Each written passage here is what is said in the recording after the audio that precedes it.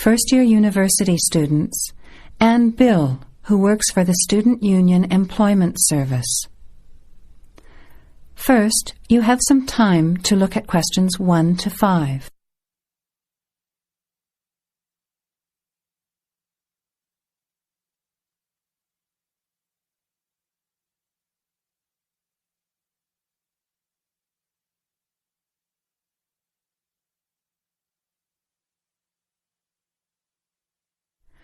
Now, let's begin. Answer the questions as you listen. You will not hear the recording a second time. Listen carefully to the conversation and answer questions 1 to 5. Hi, Bill. This is my friend Charlotte. She's doing first-year science too. Pleased to meet you, Charlotte. Annetta told me you want some part-time work. Now, I just have to complete your details on the computer. What's your surname? Johnston. With an E? Yes. JohnstonE.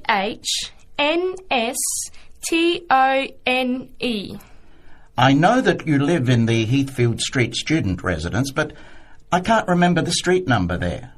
It's 126. 126. Good. And the phone number? Well, actually, I never give people that number because sometimes nobody answers or they forget to pass on the messages. So, I bought a mobile phone yesterday, but I can't remember the number. I think it's 0414 847 748. I'll just check. No, sorry, not 748. It's 749. 0414 847 749? Yes, that's right. I must try and remember it. And what sort of work are you looking for? Well, anything really, I suppose, though it depends when it is. I'd rather work during the day, if that's possible. How many hours a week were you thinking of? Oh, I'm not sure. Maybe about 10. But I need to keep at least 2 days a week free for study. Do you have any work experience? Not much, though I used to help in my uncle's shop when I was at school. OK. Well, I'll put it in, but we don't usually get shop work. What about gardening? I'd rather not. Everything I touch dies. What other kinds of work are there? Well, there's a lot of demand for house cleaning, fast food preparation and kitchen work and pizza delivery if you've held a driving licence for 12 months. I'm not sure. Can I have a look at the vacancies while you talk to Annetta? Before you hear the rest of the conversation, you have some time to look at questions 6 to 10.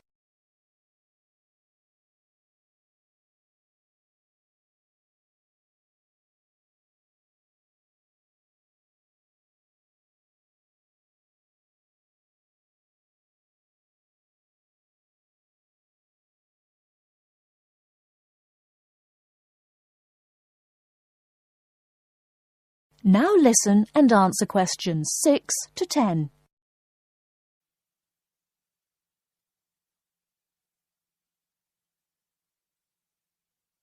Bill, I'd like to change my job. You're at the Hamburger Express on the High Street, aren't you? What's the problem? Well, I never know what hours I'm going to work. I start at 7 p.m. and I'm supposed to finish at 11 p.m, but sometimes they keep me until 2 or 3 a.m. Yes, that is a bit late if you have to make a 9 a.m. lecture the next day. And the other thing is the pay. They're supposed to pay me on Thursdays, but they never pay me on the correct day, often not until Friday or Saturday. A few weeks ago, I had to wait until Sunday. They said their son was sick, so they couldn't get to the bank, but they're always making excuses. Yes, that doesn't sound too good. Would you be interested in pizza delivery? You need to have a driving licence. Yes, I've got a licence, but I think I'd like to change from working in the evening. Are there any day jobs available? Well, as I told Charlotte, there are several cleaning and gardening vacancies. And this childcare job that just came in this morning. Do you like children? Yes, I do, actually. What's the job? Let's have a look. Collect the boy aged 4 from kindergarten at 3 p.m. Pick up the other 2 girls who are aged 6 and 9 from the primary school at 3:15. You take them home and look after them. The parents will be home by 7. That sounds quite good. What about the pay? It's the same as you're earning now, 4 hours a day, Monday to Friday, so 20 hours a week. You need to contact Mrs. Alicia Thompson. Her phone number is 91045629, and she lives in Springfield. I've never been to Springfield. I hope I don't get lost. Don't worry. It sounds quite straightforward. Let's have a look at the street directory. The Thompsons live here in Tulip Street, number 252. So you catch the 631 bus, get off here next to the post office in Daisy Terrace. Walk past the post office to the corner, and on the opposite corner is the kindergarten. Then walk down Daffodil Place and cross over to the primary school. Then keep going down Daffodil Place to the corner and turn right into Tulip Street. That is the end of part 1. You now have half a minute to check your answers.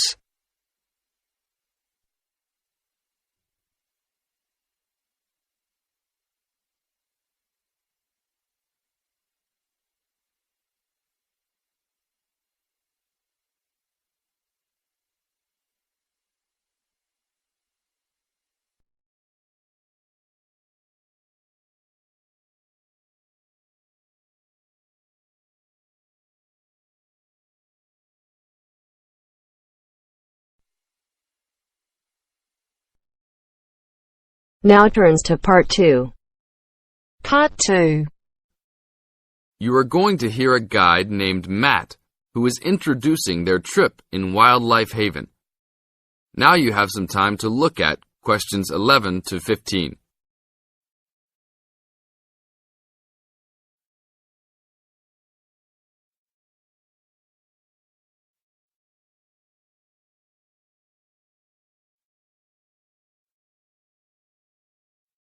Now listen to the first part of the introduction carefully and answer questions 11 to 15.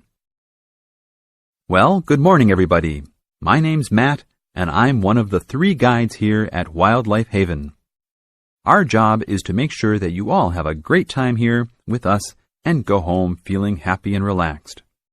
As you can see, we're away from the city in a remote area between a national park and the sea.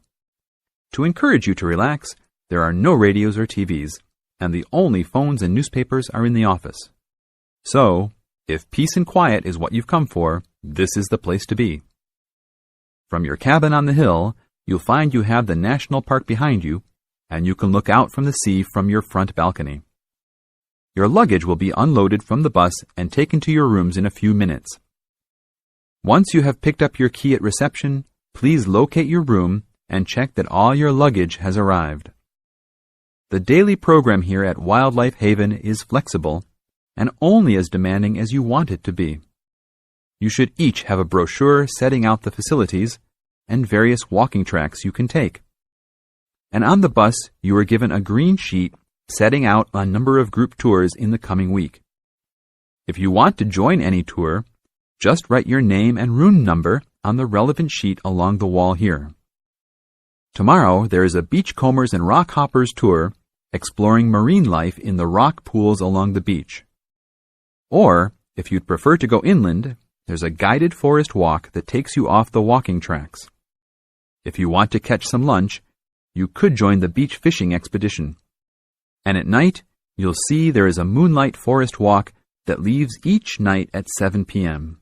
So there is plenty to choose from at Wildlife Haven, and of course, that includes just sitting on your balcony watching the waves roll in. But I would recommend my favorite tour, the Waterfall Walk. This departs at sundown each day and also provides the opportunity to have a moonlight swim. Now you have some time to look at questions 16 to 20.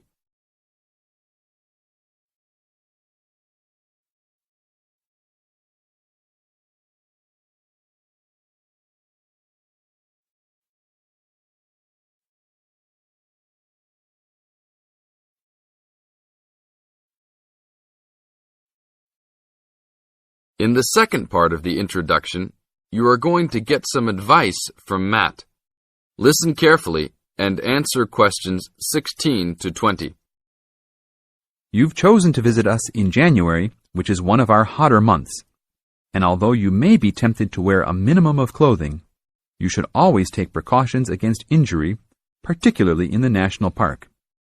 This includes sensible footwear. You'd be surprised how many of our guests ignore this advice and end up being sorry. And socks are a good idea too. And even though you might be under trees a lot of the time, it's a good idea to wear a hat in this hot climate. There's no need to be too concerned about walking in the national park, provided you use common sense. It's true that there are poisonous spiders in the park, but they are really more frightened of you than you are likely to be of them. I should also warn you against eating any wild berries. Some are edible, but you should avoid them all. We'll provide all the food you can eat. Well, that's about all for now. Dinner is from 6 to 8 p.m. in this building.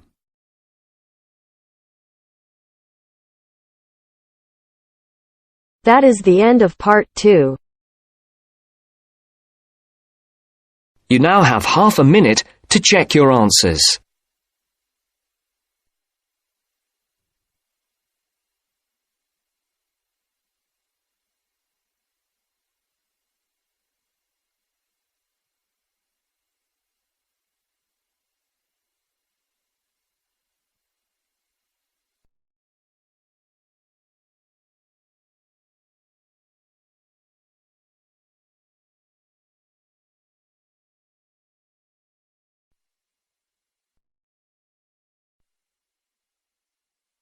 Now turns to part 3. Part 3. You'll hear a tutor and a student talking about the history of the scientific method. First, you have some time to look at questions 21 to 25.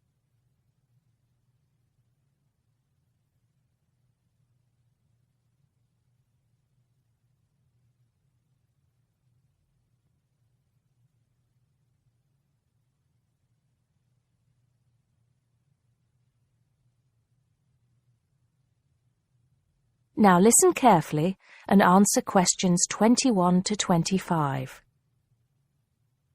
Hello, Simon. Come in. Take a seat. Now, I wanted to talk to you about your assignment. Yes, the one on the scientific method. That's right. I just wanted to see how you were getting on. Well, I think it's fine. I mean, I haven't done a huge amount of work on it because I've been working on other things. But what I've read so far seems fine. How many of the references that I gave you have you managed to get hold of? Not too many, I'm afraid. It seems that everyone else is working on the same things at the same time. And every time I look, the books are checked out from the library. Right. Well, I think that we can go over the main ground together now. That way, even if you don't manage to go through all the references in detail, you'll still have an overview. What has helped you most so far? I've managed to have a look at 3 of them. I thought that Johnson made some good points, but it was hard to follow the line of her argument. Bradman was simple and straightforward, and I felt as if I got a lot out of that. I wish I could say the same for Whitaker. To be honest, I didn't get very far with that. Okay, that's more or less what I'd expect. So tell me, what have you learned so far about the role of the Egyptians and the Babylonians? Yes. Well, there's evidence that the basic components of the scientific method, examination, diagnosis, treatment, and prognosis, were being used in the early 1600s BC, especially in the treatment of certain illness. Good. Yes, that's right. And the point, of course, is that that represented a considerable advance over relatively simple, non-empirical approaches, which usually attributed anything unknown to the actions of the gods, etc. Of course, the Egyptians and Babylonians did this as well, but what we see emerging here is a willingness to base opinion on systematic study of the real world, which is at the root of the scientific method. I see. Right, yes. And then that reappears later. Yes, although don't get carried away with the idea that it was a simple process of development. By the time we get to ancient Greece, let's take the period towards the middle of the 5th century BC, the rules governing the scientific method were practiced on a widespread scale, but there were still many people who believed that real truth could only be acquired by pure rational thought. Plato, of course, had a great influence on the development of the scientific method during this period. Through his academy. That's right. But then, as we know, a great deal of understanding of the scientific method disappeared as the old world order collapsed. It wasn't until the Middle Ages, sometime before the 11th century, that several versions of the scientific method emerged from the medieval Muslim world, all of which stressed the importance of experimentation in science. Right. I think I've got the historical timeline. Before you hear the rest of the conversation, you have some time to look at questions 26 to 30.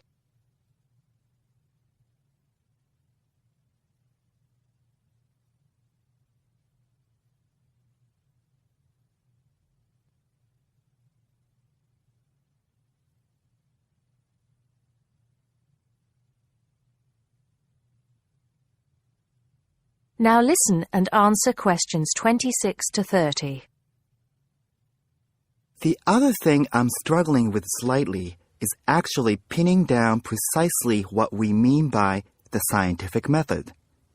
I wonder if you could give me some pointers on that. Sure. Well, it's best to think of the scientific method as a series of steps in a process which allows us to find answers to questions about the world around us. So the first step is to identify the problem. What is it that you want to know or explain? And then I think the next step is designing an experiment. But you can't design an experiment unless you know what you want your experiment to tell you. Oh, yes. You need to form a hypothesis to be tested before you design the experiment.